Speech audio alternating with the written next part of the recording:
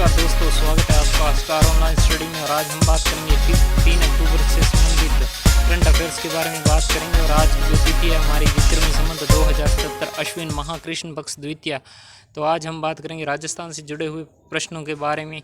तो जैसा कि हम बताते हैं कि किसान बचाओ मजदूर बचाओ दिवस के रूप में किस राज्य ने मनाया था और ये कब मनाया था। तो किसान बचाओ मजदूर बचाओ दिवस राजस्थान सरकार यानी गहलोत सरकार के द्वारा मनाया गया था।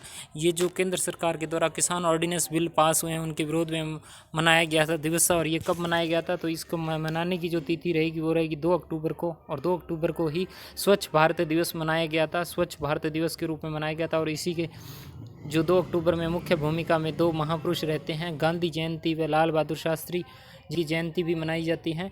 तो प्रश्न ये रहेगा किसान बचाओ मजदूर बचाओ दिवस किस सरकार ने मनाया तो वो राजस्थान सरकार गहलोत सरकार के द्वारा मनाया गया था। तो केंद्र की नीतियों हैं उनके विरोध में मनाया गया था। तो अगला हमारा प्रश्न रहेगा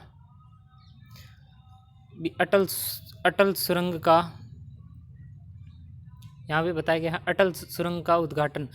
अटल सुरंग का उद्घाटन हमारे प्रधानमंत्री माननीय नरेंद्र मोदी जी द्वारा किया गया था। और ये अटल सुरंग की विशेषता ये है कि इसकी जो लंबाई है 9.02 किलोमीटर लंबाई है। और ये मनाली को लाहौल स्पीति घाटी से जोड़ेगी।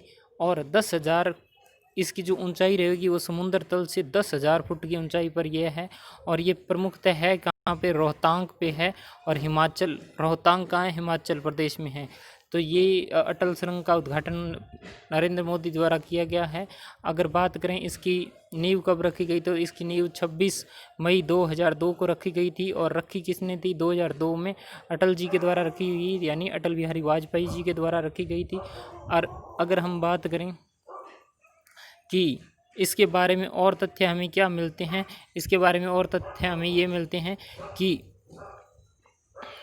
ये जो सुरंग है जो विश्व की सबसे लंबी राजमार्ग सुरंग है। ये जानकारी हमें पीएमओ ऑफिस के द्वारा प्रदान की गई है कि उसमें पीएमओ का दावा है कि ये जो राजमार्ग सुरंग है ये विश्व की सबसे लंबी राजमार्ग। तो आप इसको भी ध्यान रखना कि अटल सुरंग का उद्घाटन किसने किया, नरेंद्र मोदी जी ने किया है। और कहाँ किया है, रोहतांग में किया है। रोहतांग कहाँ पे है, हिमाचल प्रदेश में है।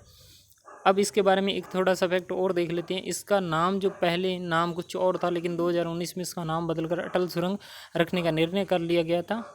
और इसके बाद में अब इसका उद्घाटन यानी आज 3 अक्टूबर को इसका उद्घाटन हुआ है नरेंद्र मोदी जी के द्वारा। तो ये विश्व की सबसे लंबी राजमार्ग वाली सुरंग है, इसको ध्यान में रखना जी। आगे हम बात करते हैं कि राजस्थान सरकार ने जारी किया अपना घोषणा पत्र, जन घोषणा पत्र यानी क्रियान्वित कार्य रिपोर्ट इन्होंने किया है। इसका अर्थ ये हुआ और इन्होंने यह आशा की है कि हमने आधे से वादे ज़्यादा पूरा कर दिया। जो चुनाव में घोषणा पत्र होता है मित्रों, उनके अनुसार इन्होंने अपने आधे वादे पूरे कर दिए हैं। तो अगर बात करें कि कुल वादे कितने, इन्होंने अपने घोषणा पत्र में लगभग 501 वादे किए थे और उन्होंने